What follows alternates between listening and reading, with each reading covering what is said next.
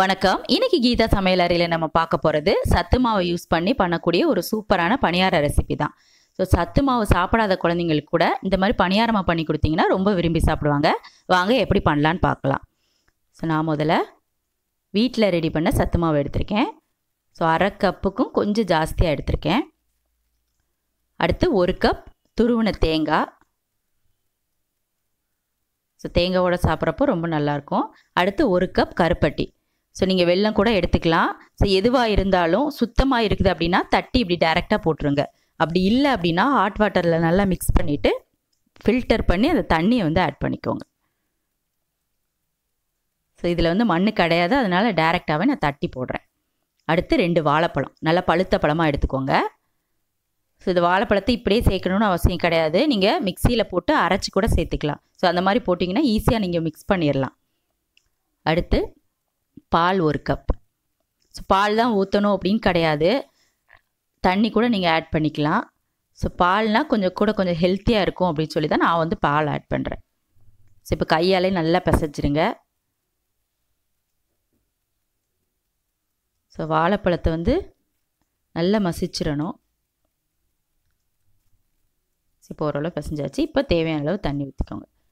So இப்போயுமே நீங்கள் பாலே ஃபுல்லாக ஆட் பண்ணி பண்ணனாலும் ஓகே தான். ஸோ தண்ணி தான் ஊற்றணும் அப்படின்னு கிடையாது.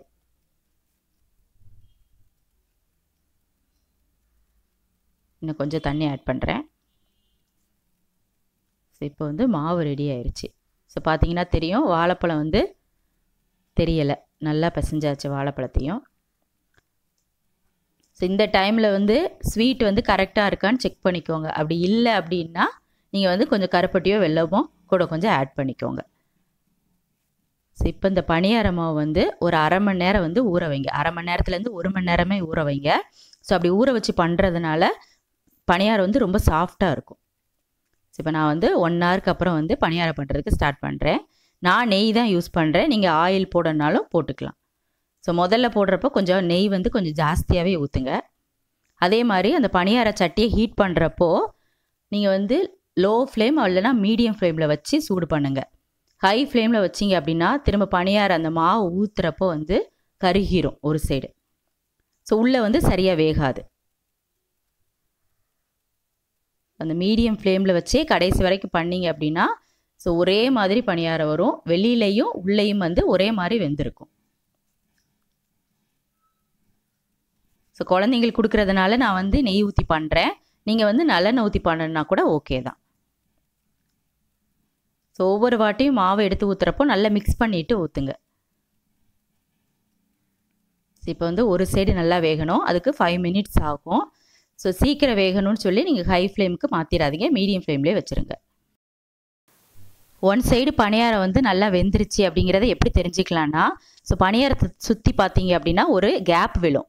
ஸோ அந்த கேப் விழுந்ததுக்கப்புறம் நீங்கள் திருப்பி போடுங்க. ஸோ திருப்பி போடுறப்ப சரியாக வரலைன்னா ஒரு 2 மினிட்ஸ் வெயிட் பண்ணி அதுக்கப்புறமா திருப்பி போடுங்க.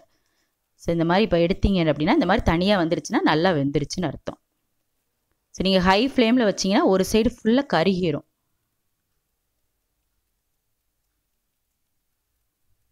ஸோ இதே மாதிரியே எல்லாத்தையும் திருப்பி போட்டுருங்க. ஸோ இப்போ முதல்ல நம்ம நெய் ஜாஸ்தியாக ஊற்றுனதுனால திரும்ப நெய் ஊற்றணும்னு அவசியம் கிடையாது. நீங்கள் முதல்ல நெய்யோ எண்ணெயோ கம்மியாக ஊற்றிருந்தீங்கன்னா இந்த மாதிரி திருப்பி போட்டதுக்கப்புறம் கொஞ்சம் மேலே ஆட் பண்ணிடுங்க.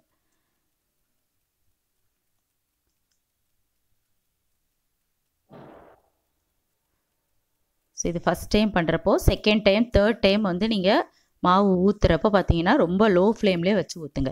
ஏன்னா கல் ரொம்ப சூடாக இருக்கும். ஸோ அதுக்கப்புறம் நீங்கள் மீடியம் ஃப்ளேமில் வைக்கணும்னு கூட அவசியம் கிடையாது, லோ ஃப்ளேமில் வச்சே வேக வைக்கலாம். ஸோ இப்போ எல்லாத்தையுமே திருப்பி போட்டாச்சு. இன்னும் ஒரு 5 மினிட்ஸில் ரெடி ஆயிரும். ஸோ கண்டிப்பாக ட்ரை பண்ணி பாருங்கள். ட்ரை பண்ணி பார்த்துட்டு எப்படி வந்தது அப்படிங்கிறத என்னோட கமெண்டில் ஷேர் பண்ணிக்கோங்க. தேங்க்யூ.